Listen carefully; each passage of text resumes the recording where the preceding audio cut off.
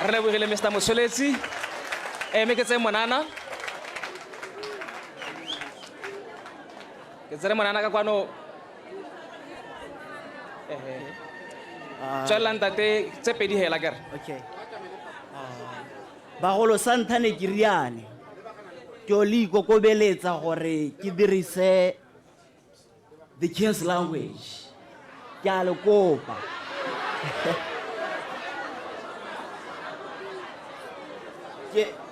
Tautona, I don't know whether this is going to be silly or what. Me Tautona, I saw this post ya gore leta mahalape. I'm a 22-year-old from Timapula. I made a point that I come here Holema so that I'll be able to be in this grace in your presence. Tota Tautona se ke batla go se bua ke gore I don't know, but I'm feeling this in my bones. I'm feeling this air of freshness, of brilliance, of humility, of renewed hope. Mo rona banana. Gore le monana yo tswang Timapula. Le ena o ka lora gore ka nna mongwe motho. Gore le ena o ka lora gore ka nna Tautona ya ka moso. Irile ha o bua maloba in the song speech,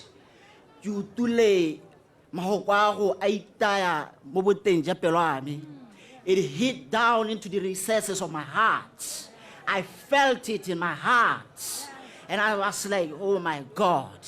this is our new Botswana.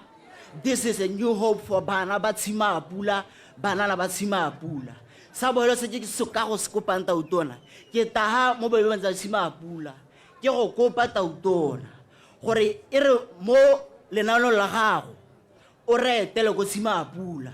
O ya go re tsosolosa banana ba Timapula ka go re inetse ga re sa thola re bona re ka nna bangwe batho. O re tsosolosa Tautona. Lastly Tautona, ne ke go ikopela if you can only give me a hug.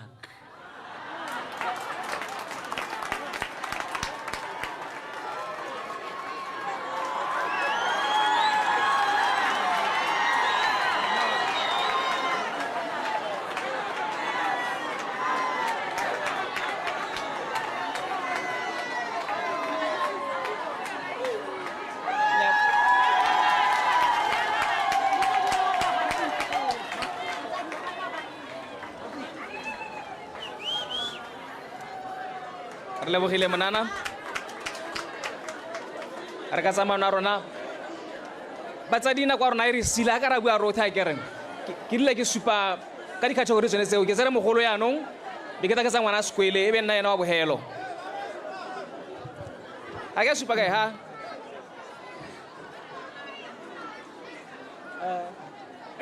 Bagaetso yo ye meng ha ke moruti Tebogo Samuel Papitshupo. Ke a leboga tsatsi leno hore ke be ke le ha Tautona ke a go dumedisa. Ke itumela hore ke be ke le ha ke go lebile sega tlhogo le matona a gago. Yo ke motoetseng thata ke godile le ene re robala kobo e le nngwe hela ke ramogapi. Ke itumela go go bona tona ya modimo kuo wa go segogatsa ka go segogaditse. Mme hela ka bokhutshwane Tautona boemong ja baruti le diphuthego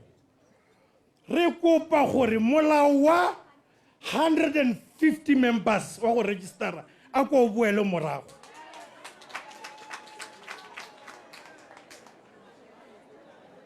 Ke kopo ya rona Tautona wa rona e se o ka re golwa le dikereke. Re ha ka modimo ka Kriste Jesu. Sa bobedi se le gore nka hita ka sone ke gore di certificate tse di batiwang tsa di theology gore o nne le ministry o bona le theology ao batho ga ke ga nna ke ile Bible school ke tsene class ke ile Bible school ke apere dipurapura mme tautona wa me le matona a gago tota selo se ga se sone se se re isang gope go na le banna bagolo ba e leng gore o bona gore monna yo o ke monna mogolo o ka etelela yaanong theology wa e tsaya kae jaanong ne ke re tautona wa me kgomo a go le go sekaseke bogolo go registera phutego e nne 60 e seng go ya go heta go jaanong re gano tautona wa me gore ka bokhutswane ke ya bogelo ya bogelo ke gore goga setšhaba sa gago jaaka mmoše re banna ba gago o ngwana wa rona re goge tautona e re ga o ise o tsene mo setilong se ke ne ke bua thata le Yandane Boko ne ke na le ke re a ntirele appointment le wena ke ne ke batla go bona before o tsena mo setilong mme ke leboga modimo ka gore ke hongwe tsene mme re ga dira arrangement bo setse yanong wa tumetse o bo tsena ke leboga modimo ba go segoatse re a go rapedisa bosigo le bosigo. Thank you. God bless you. Thank you, Moruti.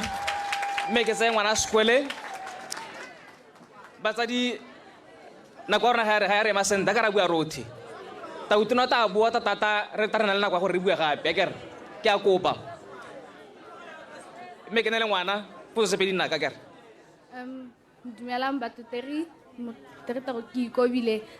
ke le moithuti go tswa ko sekolong sa Madiba Senior Secondary School ne ke batla go le lebisa dikgwetho le mathata a leng gore ra ralela firstly ele a infrastructure tikologo e leng gore re tlhola mo go yone re ithutela mo go yone it's not conducive enough ha re kgone go ithuta ka tshosologo because firstly the sanitation does not allow us to be learning at that moment. It's not conducive for us to be sitting. The infrastructure is very badly devastated because there is limitation of things like tables and chairs. It limits us when we're supposed to be learning because for an example, during classes, some students do not have tables in which they could write on. They do not have chairs which they could sit on. There is shortage of food ko Madiba Senior Secondary School. Mabodara a kgona go nna a sa je because there's shortage of food, and my day most of the time re tswa ka lunch because we're not provided with food so that they can provide for the day for the border scholars. Thank you.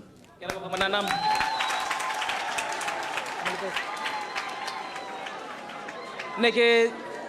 make it say ba holo ka kwa ba la babedi ntatele mme ga ke go nela ke a leboga tautona santai ke batla go leboga tautone yo mosha yo gorogileng leina la me le bidwa ke bidwa go te amogelang dijisiwa di sa tautona ke me hana ka khanye le ke utwa le bua ka ne ya ditsha tota ne le gore tota ha ke to bua mme ne ke emeletse le gore ke na le tshesego ke na le seemo se go se bothoko mo go nna yana ha ke utwa le bua ka ne khanya ditsha ke na heletse e be khobola le gogo e dira gore yana ke helle ke buile tautona nna le seemo sa ditsha mo mahalape irile ka 2015 kana ka apply ke bata setsa a re santse re tere bewe e be go simola go tere bewa ke phalape me ra apply mo mahalape ke ne ke apply go ra disele mala ba ha ke tsana gape ko land board ke na ka botsa ka setsa teng ke re ano di tsaditsa magape ga ba re ka re me sentse re toba gone go phalape jaanong tautona mongarona ga rena le ha ile yona madi a thang re ra go phalape mainantsa seo jaanong mongame ne ke kopa gore seemo se banka nngwe re se ka sekele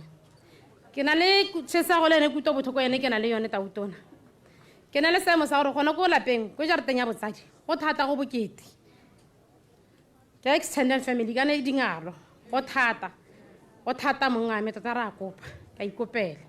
gore go bothoko tota ke ne ke kwata se leng se tsha mongame ke na le bana ke tshotse bana hela ba le 7 yana go nna go na le go thara a go nna senta mongame ke lebogile mme bua ka pelo ye bothoko e go thammadi mongane ke be ke nna le seemo tautona wa me ke sone se ke reng go kgobotse pelo ya me ka ne ke utwa go bua ka teng ke na le seemo sa gane rra go bana ke setse le ena bana le ene re o yanong o na le khothakhotana le nna o na le gogontshentsi ke na le ngwaga le ene ke ngwaga bo 18 ke ntse ke tshela le ene o taba a mpharasa ke re ke nna ka ke re ke a hirisa wa mpharasa yane ke mo lapeng la ga mme go bokete go thata le gone ko o thubile difensetere o thubile mabati tautona le bona mo lapeng ba re ba nko ba mo lapeng ga ke itse gore ke dira jang tautona seemo se ke seemo se e leng gore se botlhoko ira mo maphakeleng a gompieko tautona o ne a goroga masigo a sa ga a tsana o tsene hala a ba betsa lebati ke ne ke robetse be ke phadimoga ga ke phadimoga ke nna ka marago e be e le gore o lwantshana difensetere o thubile difensetere a ba le ka go tsana ka yone be ke phadimoga ka kutlwa botlhoko tautona wa me ga ke na boroko ga ke tshele sentle le bongwanake Tsetswe ke a kopa e tshware me ke ne le mme be ke ne la rre e tebe le bona ba bogelo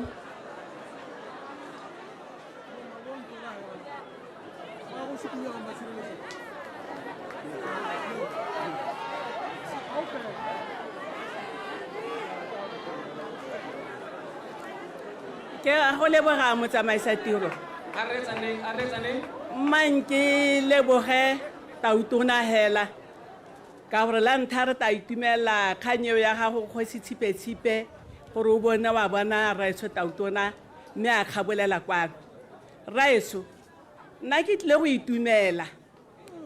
ile 2014 to 2019 wa bo le mongwe wa batho ba re tsamayang mmogo re a mo diphuthegong tsa mahatshegatse mme ke sa itse gore ke tsamaya le tautona le mothusa tautona jaanong ke batla go leboga batswana gore bo ba go neetse boikarabelo jo le mo go jone gompieno ka ga re go itseng ka teng ba re tsamaileng nao ka teng o motho wa morero ga ke bue ka kgang tsa sepolotiki ke bua ka kgang tsa botsadi re le batsadi ba gago mo motseng wa Mahalape re itumeletse gore o bo o tlile ko go rona mme o tla go tiisa mahoko a tshologetso mahoko a e leng gore ne re ntse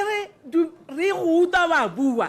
mme yaanong batswana ba go a neela gore o tle go bua le rona o le motsadi wa rona o le my boy mo Mahalape go tswa Thosa number 1 kare that's my boy ra ditshologelo tsa gago re dumela gore di tla diragala mo pusong e ntšha mo Botswana yo mo mošwa ke a leboga batsadi thank you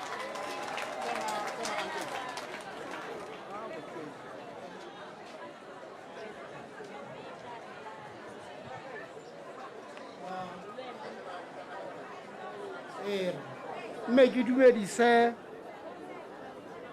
tautona Gideon Boko ngwana a molekana ame we struggle to get here re ne ra nna le dikgwetho tse di gakgamatsang le ba bangwe di-veteran tse di gale re bararo ba sentse re tshela kana ba re mo botshelong but re ne re lwela letsatsi le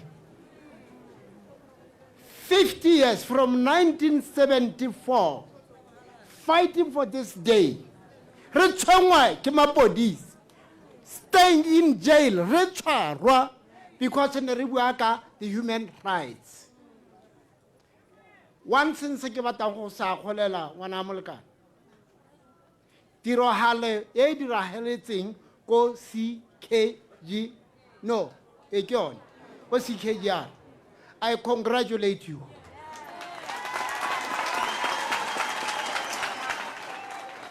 I want to tell you one thing. This is a republic. Under the republic, you as a Republican and as a Republican, we've got only one republic. Me, we had this mokgwa marginalization. Bangwe ba tsewa it's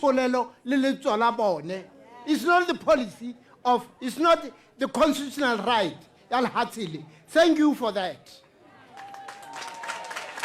Two, I'm very happy. I appreciate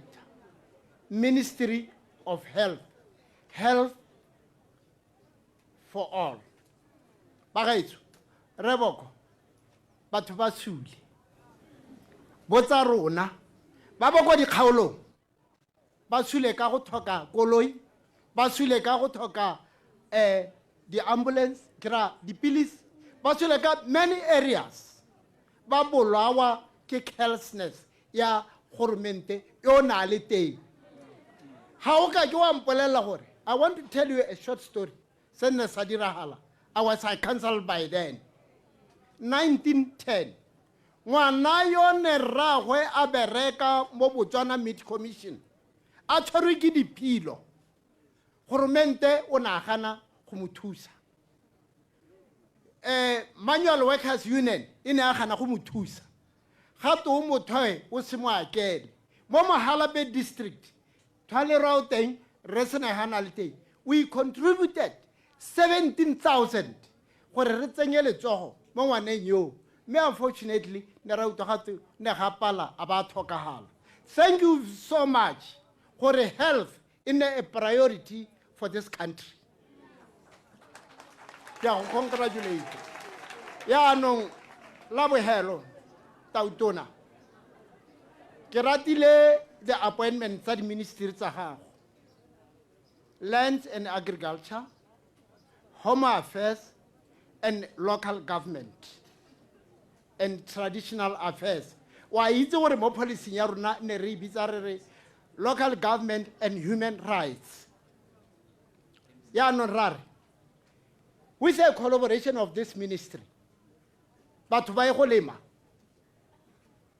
Minister of Local Government a bone gore marginalization ga eyo there is a lot of marginalization and equality in this country some people ba ba tshwara morago a ba sarwa ba ntshitswe mo lehatsheng la bone ga tsengwa dipolasi tsa bahumi this is true and you must know Ronaldo Steve le ba bangwe ba netane we've been fighting with netane lengwe hela gore this independence is not independence it is a cosmetics independence it's not a real independence for this country it was cosmetics for the rich and the poor must banne ba humanegile forever ka gore ke bone ba ileng gore ba tshwantse go a gonna ba bereki ba ba humi this should come to the end ya ka go emisa thank you for that president ra le bogantate minister wa local government ngutile gore go ba ka ngwe marginalization we are rona ba ileng gore rata human rights we are not happy batho ba tsetswe lehatsi go tsenye bahumi ba re sa itse gore ba tswa kae solo se re tshwentse thata thank you tautona thank you minister re lebogileng ntate batsadi ke tsa go ne le yona bohelo ka gore nako ya rona ya sirisile go se go le mosegare mme ke ne le matona ba te ba tsibogela dipotso tsa lona le dikagelo tsa lona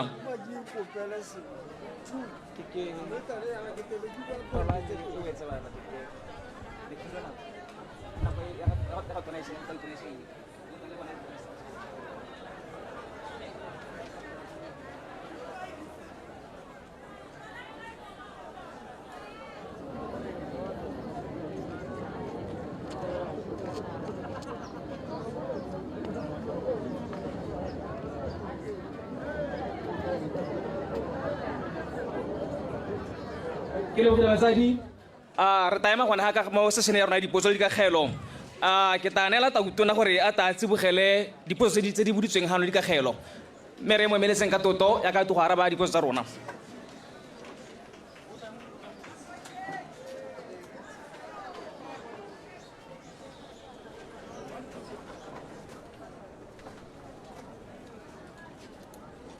le ka nna se bagolo beso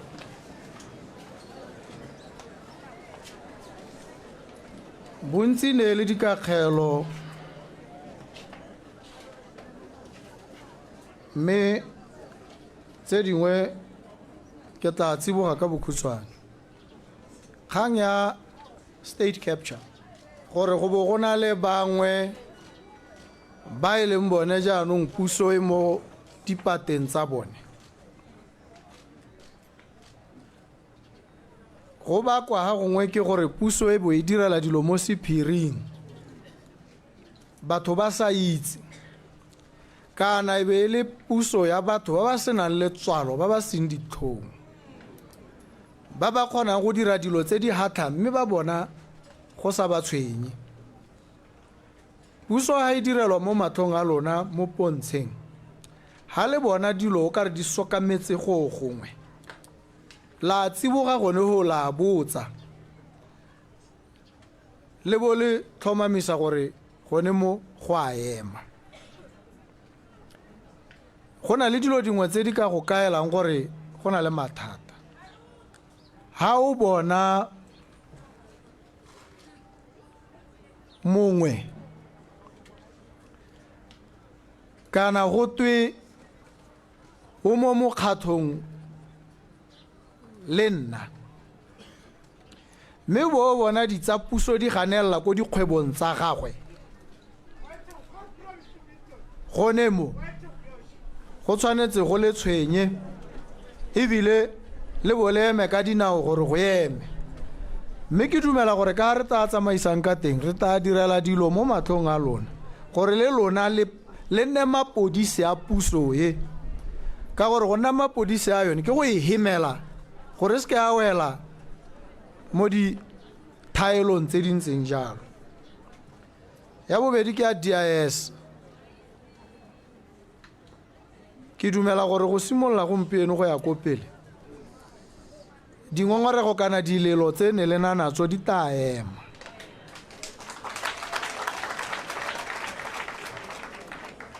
DIS e tla nna mokgatlho o le dibelang o le babalelang o le tsang ka tlotlo dilo tsotlhe tse ke ntseng ke di bua gore di tshwanetse di le diragale ke ra di dirwa ke lephata lengwe le lengwe la puso le mapodisi ga bana go le kgogontsha.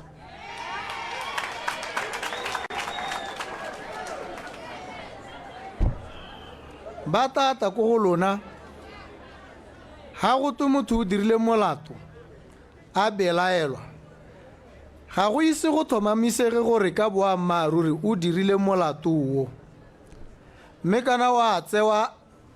a sekisiwe ke gone go bo go ka bonwa gore a mme ke boammaaruri kana ga se boammaaruri. Mme re na le gore hela re dumela re belaela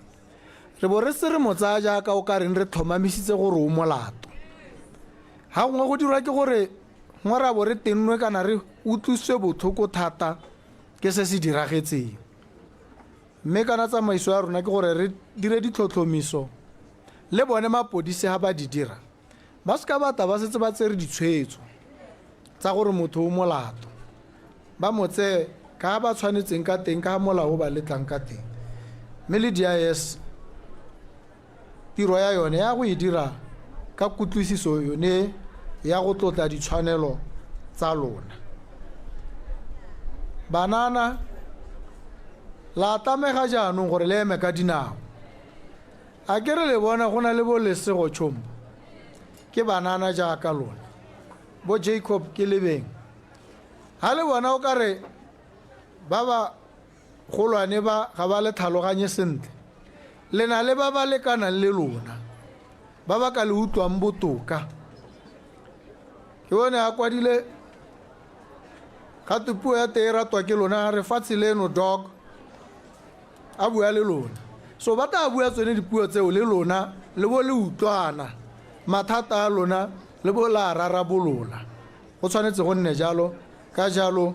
emang ka dinao kgang tsa bana re tlhoagetse ka tsone mme ebile tsone tse ke di lomaganye le dilelo tsa moithuti wa ko Madiba Secondary School. Diemo tseo ra itse ra tlhaloganya mme ebile ra itumela ha o di bua ebile o di bua ha pele ga batho gore ba itse gore go na le mathata. Le ene minister wa higher education a itse gore ko Madiba Secondary School le mo dikweleng tsotlhe tota go na le bothata jonejo go thusa botlhoko gore bana ba saje kana ba saje sentle ba sena ditilo ba sena ditafole ba sena dibuka tikologo e ba ithutela mmogo yone se e ba thusang e ba rotloetsa go botlhokwa gore dilo tse re di ele tlhoko re di tsibogele re di emise ka bonako. Mme ke dumela gore mo nako e khutshwane go tla ba bangwe ba ta gone ko go lona ko bo Madiba ko dikweleng tse tsotlhe ba tsile go tsibogela mathata ba na le bogole kgang ya lona e utlwetse e tla latedisiwa go tla tlhomamisega wa bua gore allowance le gore ha e tlang teng go raya gore go lebega go na le mathata go dikgoreletsi re tla ntsha dikgoreletsi tsotlhe re baakanya gore ba na le bogole ba tlamelwe mme ka ebile ba na le mekgatlho go botlhokwa gore mekgatlho ya bone e kgone go kopana le ministera a kgone gore a tseye dilelo tsa bone a di tseye ka tlhamalalo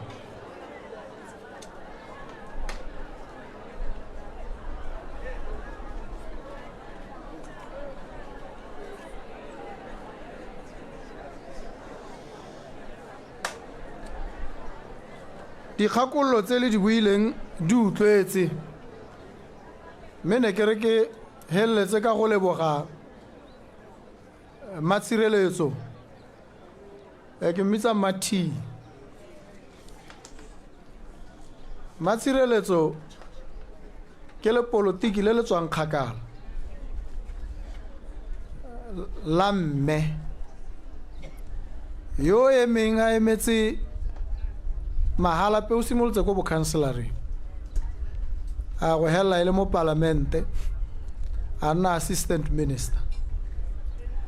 mme jaanong go na le kgang e nngwe ke ka matshireletso tsela e ya mookane la e bona e tsamayang yana ya tswapo go kile ya tsengwa mo ditogamano National Development Plan ya re tsentswe ko pele ba bo ba e ntsha go twe madi ga ayo go lebega ile gore matshireletso ona a lole thata ko parlamenteng a lwela gore tsela e dirwe mme a itumela le bangwe ba itumela ba utlwa go teng mo ditogamano irile ha e ntshiwa tautona ne le rekgama matshireletso ona ya go go rekgama e dule go tega e sa tlhole e tla dira ona a bua le ene ka bogale jo rekgamane e le la ntha a bo bona ka gore na itse le motho yo o tlotlwang ebile matshireletso a motsaka tlotlo e tona tsatsi le ona mo shakgalela a bua mahoko a bogale ile ha hetsa a bathuega ka selelo mme matshireletso a lela jalo e be le gore ke gone a ka dule a tswa a tsamaya a togela rekgama ho rekgama a sala ha mme mo nako e khutshwane a ba re go bitswa matshireletso ha tsena ba morarinya tsela ya gago e tla boela mo ditogamano mme tsela ele ya boa ya dirwa ka selelo sa ga matshireletso ha ngwe dilo tse re na le go sa di itse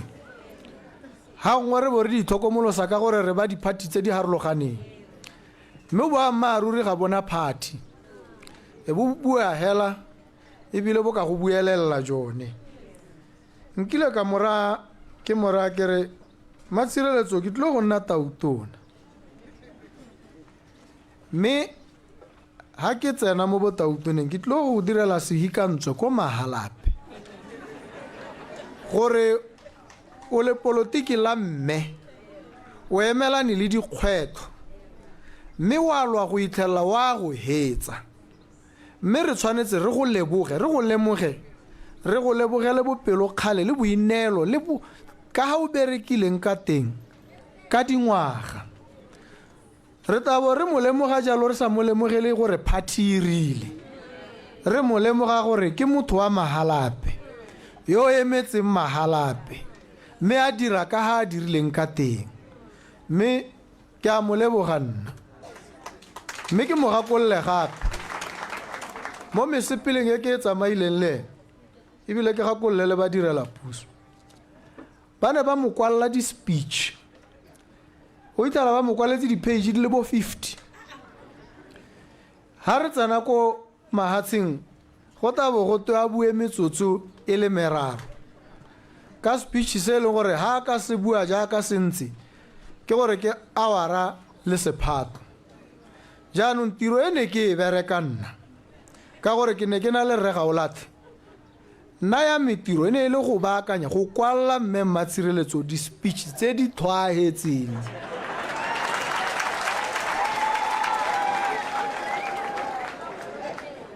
ke mo kwaletse di-speech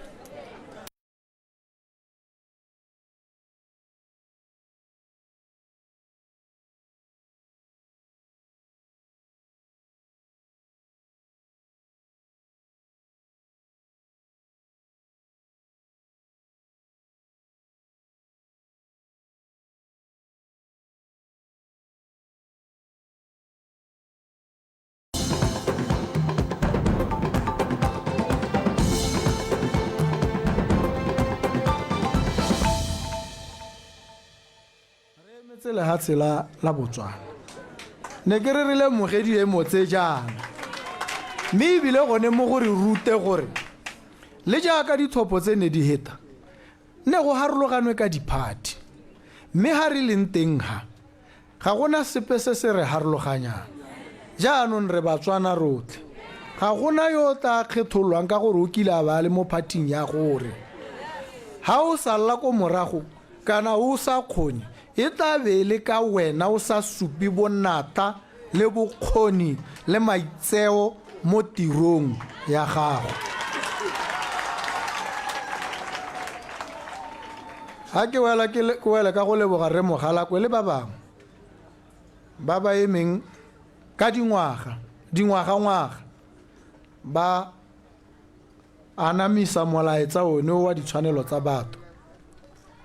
mme ba lole bangwe re ne re sa sologele ngwe ba ne ba sa sologelo letsatsi la gore puso e hetoge jaaka ba ne ba eletsa le ta goroga mme le gorogile le ba itlhetse ba le botshelong ba bangwe ba ile mme le bone re ba gakologelwa jalo mme ka kgethollo ka letso kana kgang ya monna yo wa Mosarwa yo o bidiwang Pitseng ga o berekwe e ne le kgang ye motho ya gore ke motho wa ko CKGR ko metsi a manong o tsholetswe ko o goletse ko batsadi ba gagwe ba ntse ko ebile bangwe ba bone ba hitlilwe ko o tswa mo CKGR a latile bongaka a ba lwala ka sebaka go bo go raya gore o nna ko a ba atamelelwa ko Newcastle a kwadisiwa go twe ke mothoki ko Newcastle e le motho wa CKGR ha sena go tlhokagala bana ba gagwe le masika ba re ra go mmolokela ko ga bone puso ya gana go thelele ya ko makgotleng puso ile go gana gore motho a hitlhelwe ko ga bone bona bo se thogo ja rona re le puso re le setšhaba go bo go nnagela jalo le makgotla a ditsheko a le gompieno e reng ha ke thanya bosigo ke bo ke ipotsa gore ke judge wa mohuta mang yo senang bopelothomoge le sethogela se gakolodisa gore motho yo monna yo wa Mosarwa o tswa ko CKGR o ka tswa a kile a nna gope le rona le nna nka tlhokagala ko la itse gore ke tswa mo Magalape ha ke re ke ba masika ba re batle go mphithela mo Magalape go bo go ganwa go twe ke ne ke nna ko Gaborone a go siame a molao ha ile gore o teng o rialo a one molao wa teng o siame ka gore ha ngwe re na le go ikimedisa ka melao ye sa siamang ye re tshwanetse re e baakanye re bo re ngakalla ka melao ye re re ka gore molao wa re molao o tshwanetse o diragatse se se siameng mme se se siameng ga se tlhoke gore o bo o itse molao se se siameng wa se itse hela segakolodi sa motho sa mmolelela gore go lomo ga go a siama ke sone se irileng ha puso e simologa ya bo ere di-judgment tsotlhe tsele re tswa mo go tsone ra di ithothlora ra re ga re sa thore amana le tsone ra bo re re ka di 10 tsa ga December ke letsatsi le go tweng ke la mahatshehatse la ditshwanelo tsa setho ka lone letsatsi le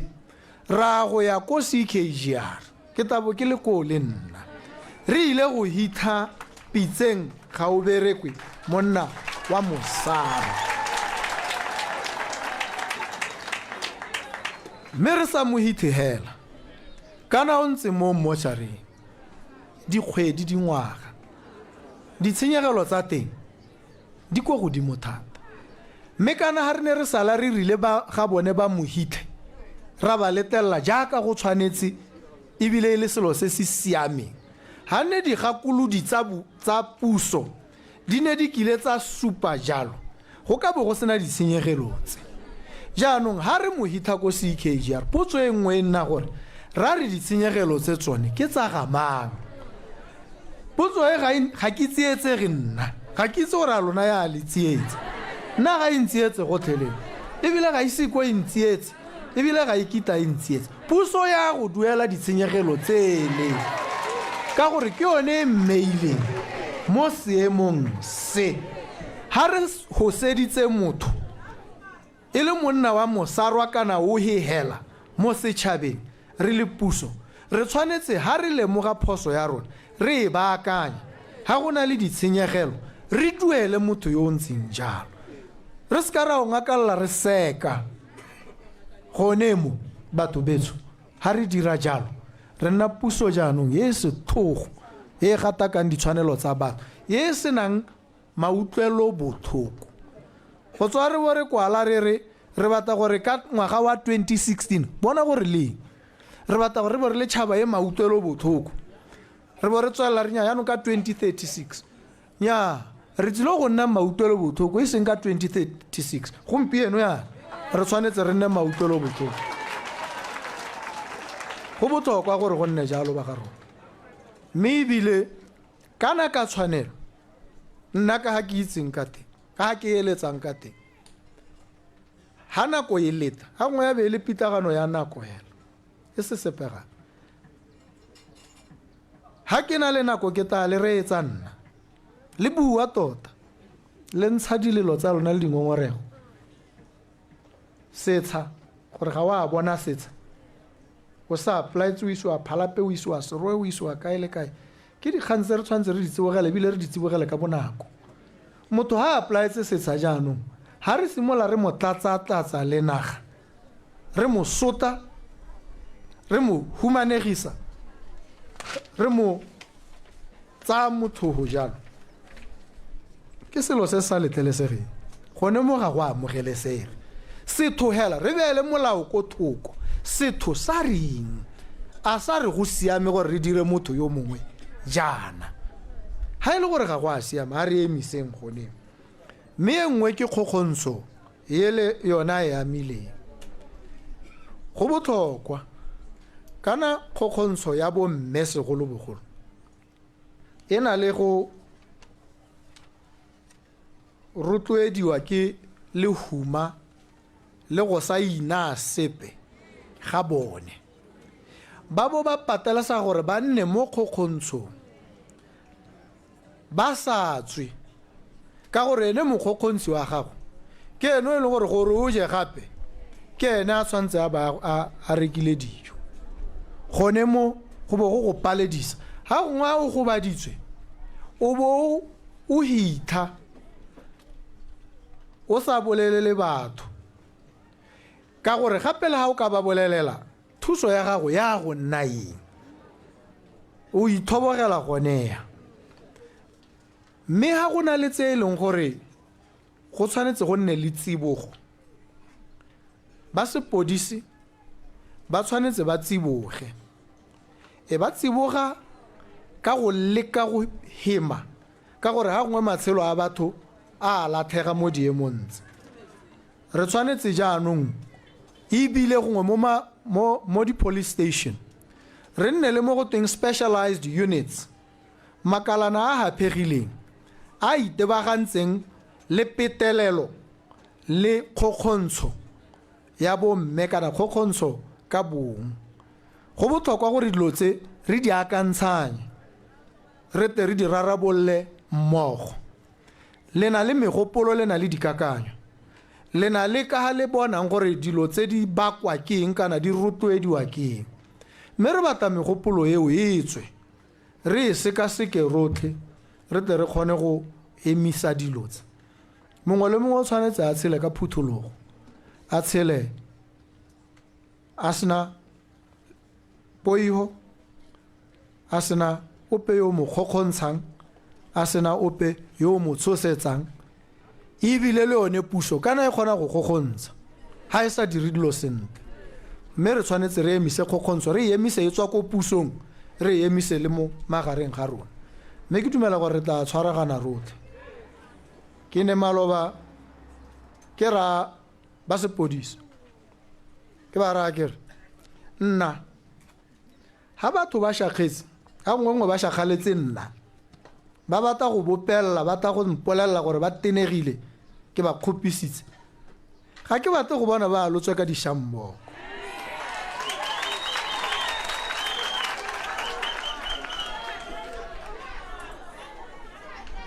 a ke re ga ba tshola dibetsa ba batla go tla go nna go tla go mpolelela tšhakgalo ya bone jaanong dishammoko ke tsa eng mo go bone ke bo ke kopa mapodisi ke re ha batho ba le mo seemong seo lona se le se dira yang go go bone le se ka la tsamaya le tshwere di-tear gas le se ka la tsamaya le tshwere dishammoko le se ka la tsamaya le tshwere letsela le le tsamayang go te mo leineng la ga tautona ga le sa phatalele ra le hula nna la meleina le se ka la dirisiwa jalo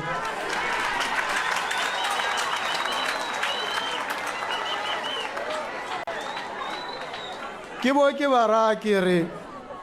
ha le tsena go go bone le ta le sa tshola dibetsa le ha le dishamboko le buisana le bone gore la re le batla go bopella le ya ko go ene la go mmolella mahatla a lona a ke re ga le thubi sepe mo tseleng a ke re ga le betse ope ga le tiki sepe le tsamaya hela ka kagiso e rona re ta le escort hela gore re bone gore le goroga sente le dikoloi re te re di emisa re bona gore di toga di le thula gore le go goroga ko le yante le go supa tšhakgalo ya lona go go yo le mošakgaletseng kana mapodisi ha gongwe ga ke itse gore bone ba bo ba tenwa keng ha ngwe ga go a šakgalelwa bone ke ra re a le šakgaletse nna jaanong le tshwanetse le itewe ke mapodisi lona le bata nna kana le tshwanetse le teko go nna yo le mošakgaletseng mme ke sone se ke se bua le lona kopo ya mehela ke gore kopo ya mehela mo go lona ke gore ha re shakgetse jalo a re bopelle hela ka kagiso jaaka re tumile ka kagiso re go bua mahatla a rona re go supa dingongorego tsa rona re sa thubi sepe re sa senye dikago le ditlamelo tsone tsa rona tse e re ha re tswa kwa jaanong re bo re nya mme re mmoleletse re tabo re mo lepile gore a o ta tsiboga mme ke a le thomamisetsa go tla nna le tsibogo se se ra gore mo lehatseng le la lona phuthologang tshelang ka phuthologo mo difouneng le bue hela ga gona ope yo le reetsang gape le ope o ka le reetsang o ta ba le reeletsa gore a ta a ire eng ka thetso eo ka ga e ka ke a bereka gope phuthologang betso mo hatseng la lona phuthologang le bue mathata le sa kgabise le sa tshosiwe la bue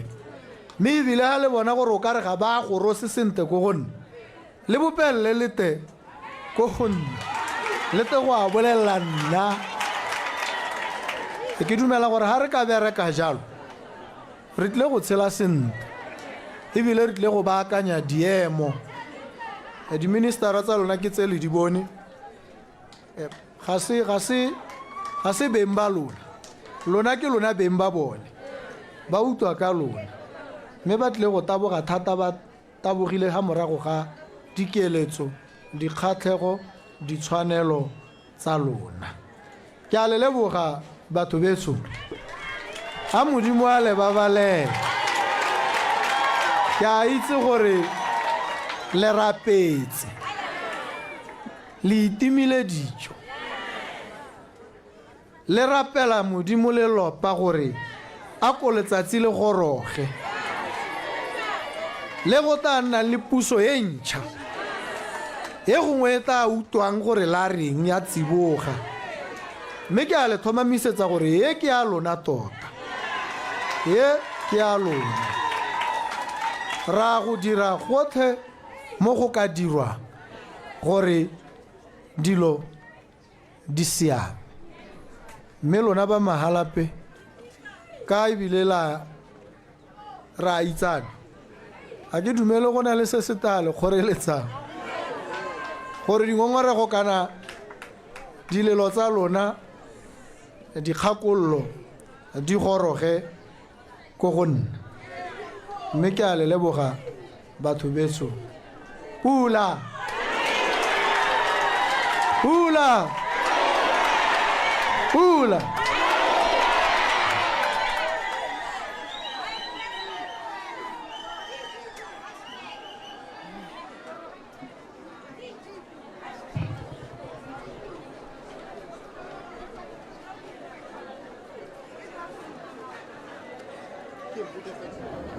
re lebogile tautona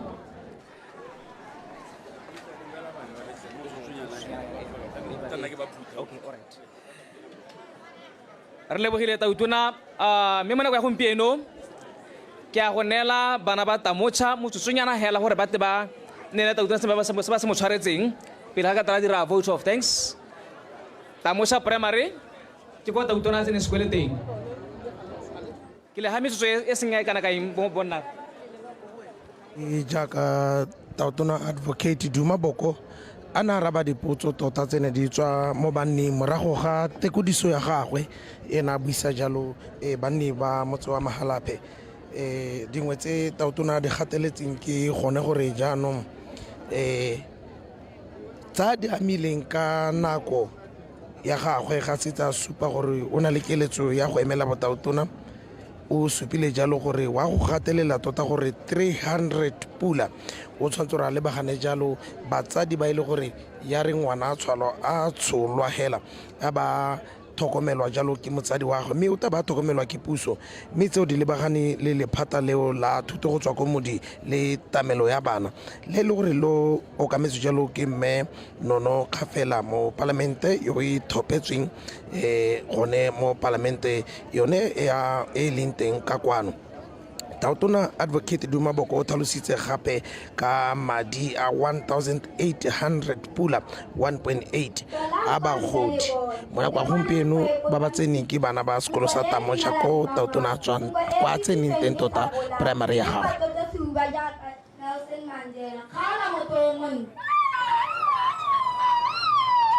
Kana phalafala la maletona le ja le ikgorosa kgokong e tonanyana e se hata se maibe e le rong ka re tla kwa phala khala motho o monna tautona mongame ke a go dumedisa o dumediswa ke nna senang phatswane sa morwadi a kgosi se bonang matlhong bojale bo a loga a re tsatsi la gompieno phalafala ga ke a tla go boka ke tsile go tsatsanka o nkuta thata motho a le motona ba ga mmangwatururi le bagaka lo a lositse ngwana la a lositse tautona a lefatshe la Botswana motho e ketenaledi ya masaka go phatsima inamolo sa tlhogo tšampa kgala motho o monta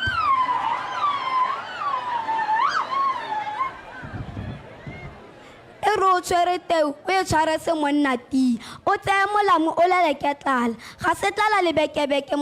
lebekebeke motsetse o jaka lesogo kgala motho o monna o kgale re meka tšhakgalo tiriso ya ditagi lefatshe la Botswana le kgabile ka ditalente re bone jalo Maloba le Tsile Tebogo a sia banna ba le batona maabane le gone re letse re bona dipitse di raga tlhako ko moseja kwa Egepeto Rose Branch a sia banna ka Sekuta le Sego Tšhombo Mmabonta Botswana kgala motho o monna ke re nelwa ke pula mongame Tautona kgomo tsa go di tsale mahatla ke go bokile mongame ga re be ke boela morago kgala motho o monna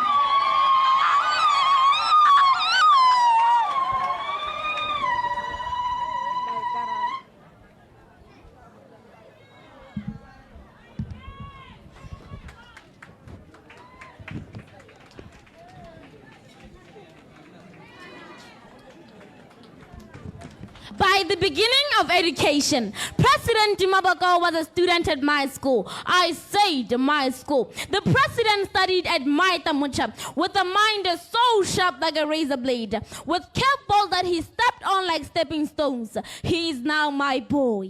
Yours is a story of patience. Yours is a story of tenacity. But above all, yours is a story of humble beginnings. If hope was a person, you are. If faith was a person, you are. You have taught me as a boy from our own Mahalape that we can be just anything. Thank you, Mr. President, for the Child Welfare Ministry and basic education.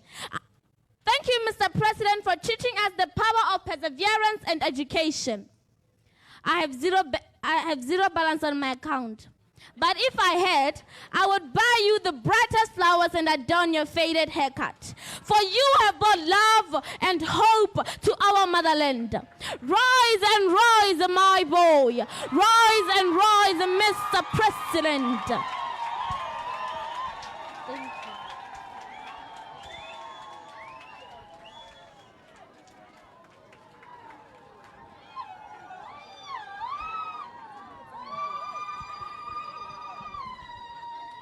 Thank you.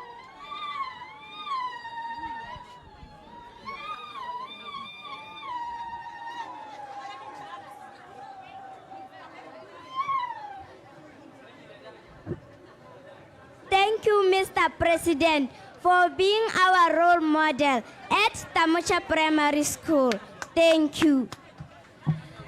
Legofi batsadi bana ba rona ba dira bontle fela thata. Bao ine le bana ba sekolo sa Tamucha Primary ko Tautona Advocate Dumaboko a tseneng teng sekolo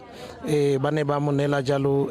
special performance ba ne ba kupile jalo gore ba togo mo performela mme bile maboko a bone ke bone gore ba kwadile mo go hapegile ebile ba ne ba mo anela Tautona Advocate Dumaboko ebile ona tsa jalo one maboko ao ke dumela gore ke maboko a ile gore le ene a mo khumile thata mo pelong ka jana a tsene jalo ko sekolong seo mengwe ya melaetsa ya maboko a ke gone gore mongwe wa mmoki wa ngwana wa mosimane o na supa jalo gore gore Tautona Advocate Dumaboko ba buletse dikgoro tota gore jaanong mongwe le mongwe ngwana wa mosimane kana ngwana ope wa mosetsana hela kwa leng teng kana sekolo sepe se go tseneng teng go sa kgathalesege gore ke se sentseng ja se go bulela dikgoro tsa gore o ka nna sepe se ile gore wa se eletsa mo botshelong ke ka go ntseng ka teng ka kwano ke ne ke setse ke tlhalosa jalo gore mo puisano ya gagwe le banni ka kwano Tautona Dumaboko o na supa jalo tse dintsi thata gompieno go tsena jalo ba Madiba Senior Secondary School ko Tautona Advocate Dumaboko a tseneng teng sekolo sa gagwe tota sa Senior Secondary School ko Madiba le bone ba mo diretse jalo mo phuthelwana o hapegile ile performance ba batla go dira ka tsela e ntseng jalo ke dingwe tsa ditiragalo tse di ka kwano motho wetsu mo motseng wa Mahalape go tsena jalo bana ba sekolo sa Madiba le bone ba tsile jalo mme re ta utlwa gore a bone ba taka poko kana ba taka mme ba tshwaretse Tautona mo phuthelwana wa go mo supegetsa gore o ba buletse dikgoro mo botshelong jwa bone ke bana ebile se kgatisa ke gore ba ne ba supa jalo gore ba itumelela Tautona go ba tsile ka lephata la thuto go tswa ko moding le tamelo ya bana la basic education and child welfare le le eteletsweng pele jalo ke mme Nono Kgafela ke dingwe tsa dikgang tse e le gore di teka kwano Tautona ha simolola pego ya gagwe tota kana tekodisego ya gagwe o ne a bua ka lone lephata le bile a tsere nako e ntsi a tlhalosetsa banni ba ka kwano gore ke eng a le dirile le gone gore batswana ba tshwanetse gore ba le tlhaloganye ka tsela e ntseng jalo ke ka go ntseng ka teng gone ka kwano gone mo Mahalaphe re santse le gone ha khoteng ya Mahalaphe motwetso o lebile Botswana television Duma duma boko dumara dumalana duma boko monkana ko tsharo khalemena kana ke mosimanyana a ke itsila le mahoko Dumelang ke a dumedisa tlhantse be lo retse ke qabanyang ko le molom ke gopola ke sa le mosimanyana ke eme go akgola phorogote ke eme go akgola monna tota kgaola motho o monte Mpente takete ka khole mototegi Tautona advocate Gideon Dumaboko banna ka ditjale banna ka dijase basadi ka ditjale botlo go pusa le dikokoma le ditlogo ka re mpente takete ka khole sekao sa setšhaba motlhola maraka ka matlhale mauta boitumelo mo pusong Tautona yo rategang o pelonolo ke ema ke re that's my boy That's my boy. That's my boy. Karo phorogo tholetso lo khoma thogo se matsutsu ba supa bogale khalo la matsatsa. O mo rwadiwa ka gala ke monna le motsetse. A o le ponki se ponkana. Se khurumelo se metsi a monate. Motho wa methe khaola ke gute. Karutsila mo go thoron polo a ga e tshoko bolebelebe. Ka tha ke thomileng teng ba rena ke khotso le matutu ba jela ba re tedi. Rena ba shimane ba re heta hela. A o suthu.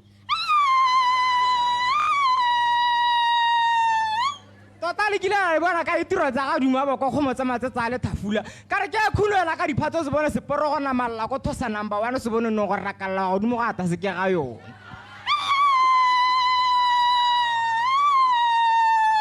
Nakale bitwa ke bidio a sa rale ke maloma go di mphepempe ke tshilise ke pherere ke ba ke le shogo ke a loma la ke mmito a le go skokolla ke la ka molala ke khatsala nna ke mothaolos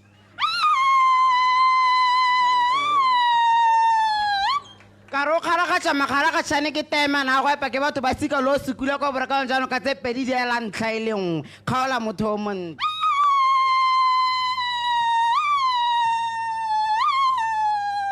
Kare ke sele ba lo a khola mmemma go duma ke re ma re tiseditse taemane e ta phatsimelang ditšhaba tsote ke re taemane e tsaletswe motseng wa Mahalaphe khoteng ya Thosa 1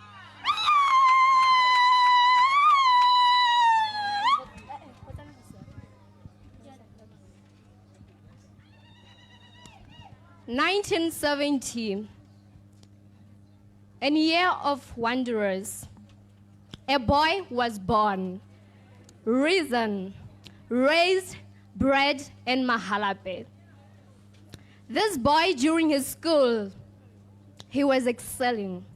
He was glistering, glimmering. Teachers acknowledged that. They appreciated that. They saw that. It was in 1982. It was in 1982 when Gideon Boko started his schooling at Madibe Senior Secondary School. It was there then during his interim that he exuded his intelligence, creativity, and determination to succeed. Duma Gideon Boko was an active member of the debate and poetry clubs in Madiba, where from an advocate was born. It was in 1986 when we saw him completing his final years at the senior school in his senior level of education. And to no one's surprise, we saw him excelling spectacularly with first-class results that had enabled him to go and venture more at the University of Botswana. Not to only that, we see him having the desire for more superior procurement of academics that he was there then fulfilled with adrenaline that served as a catalyst in him to go and push further at the Harvard Law University in America for him to come with his master's in law.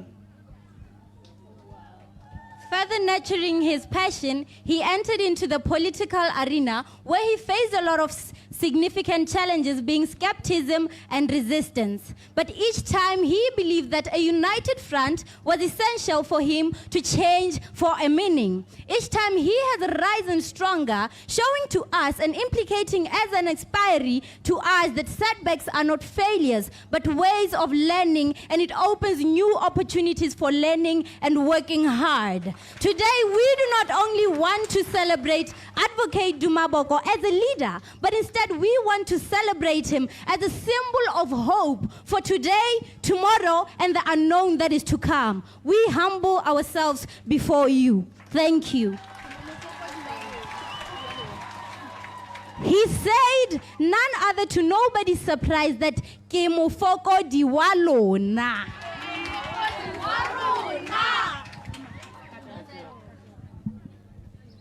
We nurtured this boy. We love this boy. And this boy loves us. That's our boy!